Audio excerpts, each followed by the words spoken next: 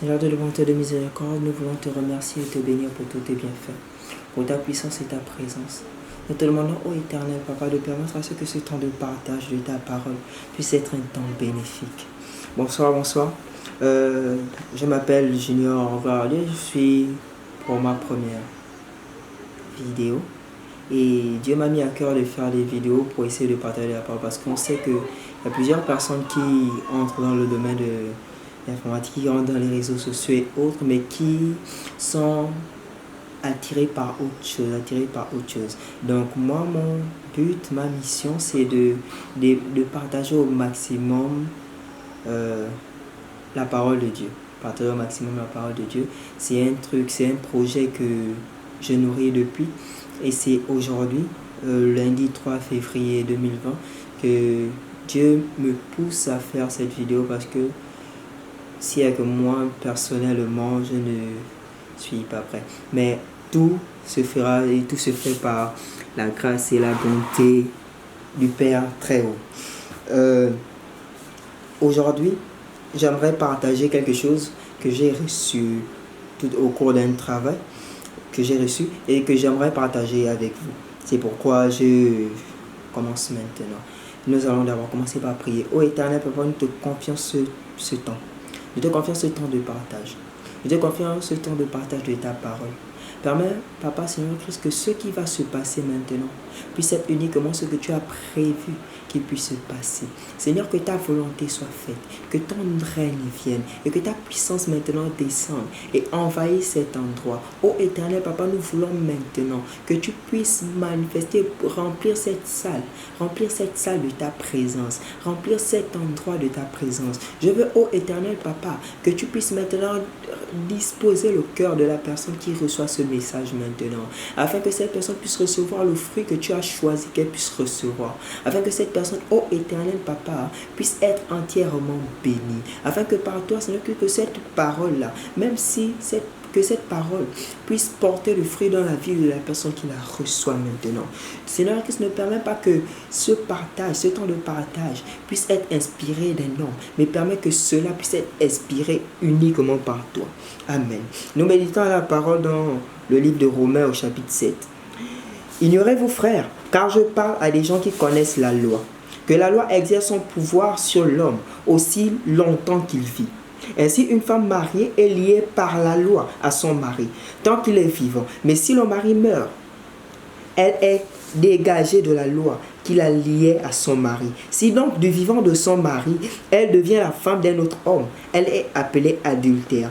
Mais si le mari meurt, elle est affranchie de la loi, de sorte qu'elle n'est point adultère en devenant la femme d'un autre. De même, mes frères, vous aussi, vous avez été par le corps de Christ mis à mort en ce qui concerne la loi, pour que vous apparteniez à un autre, à celui qui est ressuscité des morts, afin que nous portions des fruits pour Dieu.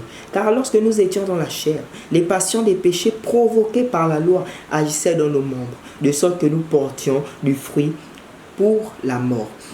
Frères bien-aimés, aujourd'hui nous allons nous arrêter pour... But, c'est un travail que nous allons faire en plusieurs étapes. Mais aujourd'hui nous allons commencer d'abord par ces premiers versets, donc Romains chapitre 7 les versets de 1 à 5. Ici on nous dit, ignorez-vous frères, car je parle à des gens qui connaissent la loi. Pourquoi? En fait, Dieu m'a permis de voir Dieu m'a permis de recevoir quelque chose. J'ai reçu une parole récemment qui dit en fait que nous chrétiens, nous sommes parfois dans le monde. Nous avons du mal à recevoir le plan de Dieu dans notre vie. Nous avons du mal, en fait, Dieu a parfois du mal à nous bénir. Pourquoi? Parce que nous sommes encore dans l'ignorance. Pourquoi? Parce qu'il y a des choses auxquelles nous ne nous sommes pas encore débarrassés. Et en fait, si Dieu me permet de commencer par ce chapitre, c'est simplement parce qu'il m'a dit que tant que tu es encore adultère, tant que tu ne renonces pas à ton alliance passée, tu ne peux pas réellement te appartenir à Christ à 100%. Parce que tu es en état d'adultère. Et ici, c'est pour dire quoi? Car je parle à des gens qui connaissent la loi. Que la loi exerce son pouvoir sur l'homme aussi longtemps qu'il vit. Ainsi, une femme mariée est liée par la loi à son mari tant qu'il est vivant. Mais si le mari meurt, on dit, une femme mariée est liée par la loi à son mari tant qu'il est vivant. Donc, toi, avant de devenir chrétien, tu étais dans le monde.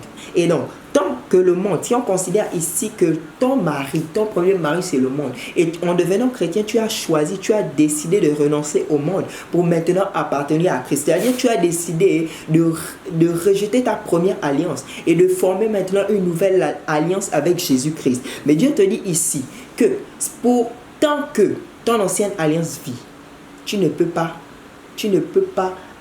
créer une autre alliance. Pourquoi? Parce que si tu permets, si tu fais une autre alliance avec Jésus-Christ, tu es en état d'adultère.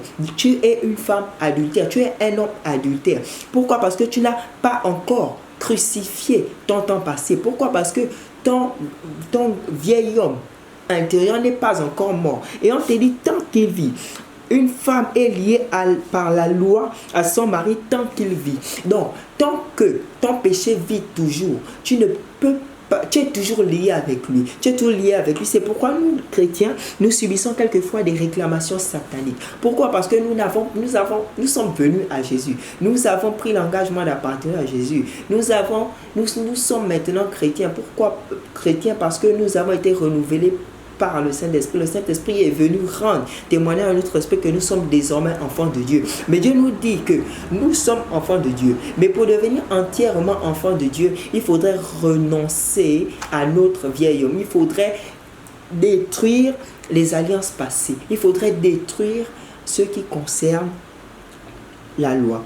On dit, mais si le mari meurt, elle est dégagée de la loi qu'il a liée à son mari. Donc ici, la solution, c'est que le mari doit mourir. Si tu veux te remarier à nouveau, si tu veux entièrement appartenir à Jésus-Christ sans être qualifié d'adultère, il faudrait que ton mari, ton ancien mari ou ton ancienne femme qui est le péché, ton ancien mari qui est le monde, ton ancien mari qui est le mensonge, ton ancien mari qui est le vol, ton ancien mari qui est la pornographie, ton ancien mari qui est la masturbation, ça ce sont tes anciens maris. Tant qu'ils vivent toujours, tu ne peux pas appartenir à Dieu et être une femme légitime et être un homme légitime. Tant que tu n'as pas encore renoncé à cela, tu vas toujours être qualifié d'adultère. Et la Bible déclare que l'adultère est un péché. L'adultère est un péché. Donc, on dit, si donc du vivant de son mari, elle devient la femme d'un autre, elle est appelée adultère. Donc, tant que ton péché vit toujours, si tu décides de venir à Jésus-Christ, tu es appelé adultère. Tu ne peux pas, en fait, Dieu ne peut pas entièrement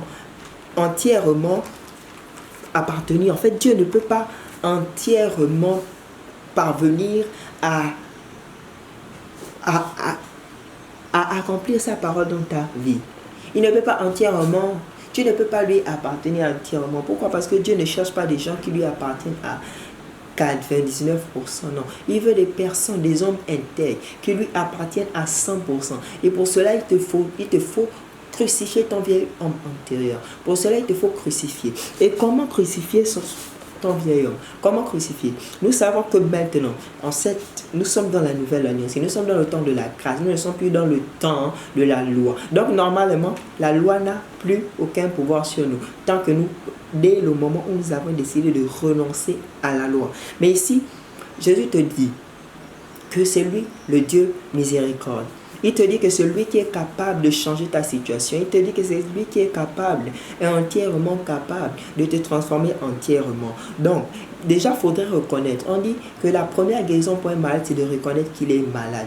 Donc, toi qui es chrétien, mais tu es toujours dans la pauvreté. Toi qui es chrétien, tu te rends compte que tu pars d'échec en échec. Or, Dieu déclare que il nous emmènera de succès en succès, de réussite en réussite. La parole de Dieu déclare que nous ne serons jamais la queue, mais nous serons toujours la tête. C'est-à-dire nous serons devant, nous ne serons jamais derrière. Mais si toi tu remarques que tu es derrière, je te demande, oh frère, je te demande, oh sœur, de t'asseoir un moment et de penser, de t'asseoir et de réfléchir et de voir qu'est-ce qui ne va pas dans ta vie. Quelle est la chose que tu faisais quand tu étais dans le monde et qui t'a suivi dans ton chemin avec Christ. Tant que tu ne coupes pas les liens, tu ne peux pas avancer. La Bible déclare que tout ce qui sera lié sur la terre sera lié dans les cieux et tout ce qui sera délié sur la terre sera délié dans les cieux. Donc, demande au Saint-Esprit de Dieu, demande à Jésus-Christ de venir en toi afin de délier par le feu puissant de Jésus